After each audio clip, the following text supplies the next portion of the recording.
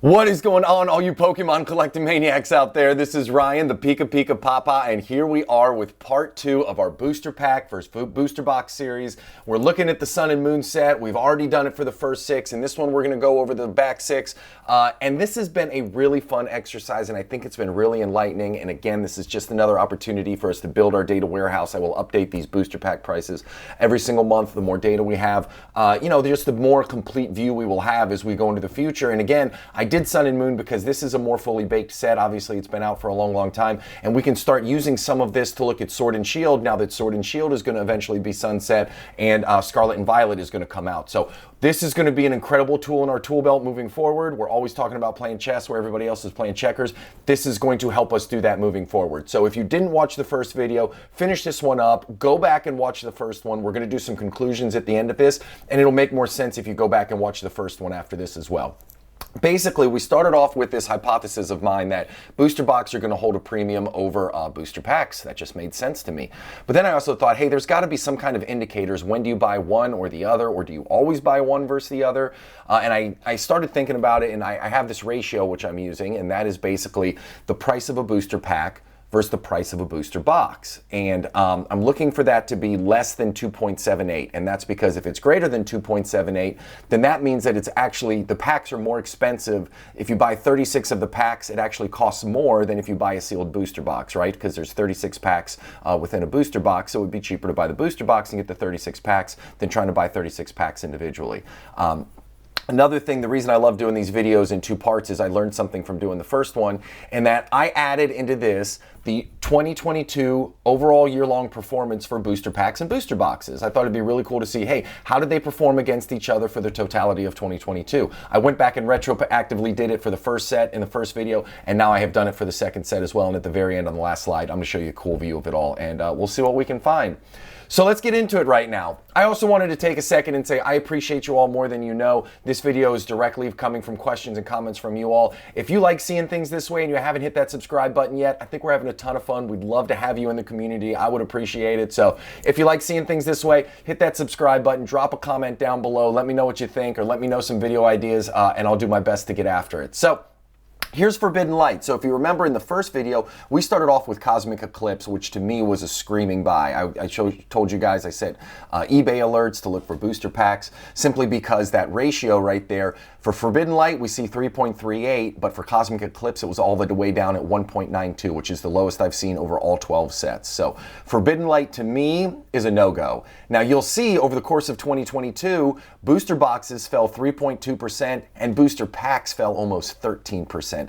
Even with them falling 13% versus the booster box only falling 3%, it still seems out of whack to me for Forbidden Light to be selling it. What is it selling? Now it's up to $10 per booster pack on average. That's just, it's too much for me. And if you look all the way down throughout the year, I mean, in January, look at that premium, $11.39 versus $315 for a booster box at a 3.62% ratio. If we were looking at this back then, that probably would have been a signal to, hey, let's pump the brakes here. There's other opportunities for us to invest our money in. Forbidden Light isn't the thing right now. So this is why we're going to look at it. This is why we'll constantly update it. The orange line in that graph is the booster box price. The gray line is the ratio. Look at booster box prices. We're just all over the place for Forbidden Light. But again, I'm not touching this right now. I think there's better opportunities out there from a booster pack and, really from a booster box perspective as well. So Ultra Prism, look at that growth on Ultra Prism. Slow and steady up and to the right. Like, I love that. It went up 22%, no crazy jumps up or down, just a real steady growth curve there, which is good. But what's interesting to me is even though the booster box price was climbing up and to the right, the booster packs only went up 4.3%. So that is not a big jump at all, obviously. But look at the premium that people were paying on booster packs all the way in January. So they were buying booster packs at $13.15 versus a booster box price of $318 for a 4.14% ratio. That is crazy. I have looked at a ton of data over the last 2 days for 12 different sets. That's about as high as you're going to find. Look at it in July, it was 4.46%.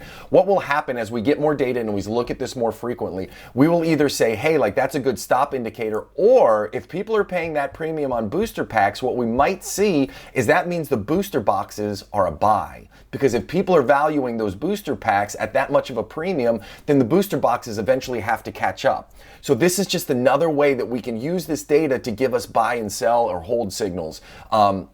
So as I look at this moving forward, maybe that'll be a great idea for us to say, hey, when we see that booster pack way out of whack with the booster box, this means get in on the booster boxes because they're going to grow. Because if you did that in January when the ratio was super high, pack versus box, you would have been very, very happy with a 22% investment return over the course of the year. Right now, Ultra Prism isn't for me. Doesn't mean it's not for you, but I just think that ratio is still too high, even though it's fallen considerably over the last set. Now we're going to get into Crimson Invasion. Again, just another set where the booster packs climbed like crazy over the course of the year. This one was up almost 20%. Booster box didn't match the growth, only up 7.6%, and you'll see that it's been on like a 6 or 7 month decline here. Really from May of 2022 all the way through December, it's been going down. What's interesting to me is look at the booster pack prices versus booster box prices. Booster box prices have been going down. Booster pack prices have been going up, and they're all the way up to $5 versus when that slide started in May, and they were at $4.97, and now it's up to $5 and change. So interesting to see that. I mean, I love the graph because it really gives you a good visual representation of what's going on. Again, Crimson Invasion, just not for me right now. If the booster boxes continue to go down and that ratio continues to go up, remember what we just saw, that might indicate a buying signal. I don't think we're there yet. I think it's got to get in the 4s before I entertain that idea, and I might need a little more data to validate that, but it's certainly starting to look early on like we could get some buy-sell signals that way. Burning Shadows right here. Look at Burning Shadows. So booster pack prices have jumped significantly, 22% versus only a 6% change in booster box price. I can't believe that these are up to $10 per booster pack. I think that's a lot for Burning Shadows. The booster boxes are only $363. This is another one where I think the graph is really cool to look at, but for me, it's not something I'm putting my money into. You know, it's something I'll keep an eye on, but look at those booster boxes. I mean, talk about a high in May of 2022, and then the bottom just falls out. It looks like it's building a little bit of a recovery there. September, October, November, December, it gets knocked back down to earth. We'll see at the end of January where it is. You guys know I update this all the time, so we'll see where it is. But Burning Shadows, again, just not for me right now. Guardian Rising is where we start to see a set where that ratio is coming down from a booster pack perspective, right? We're down to 2.18%, which is pretty darn low.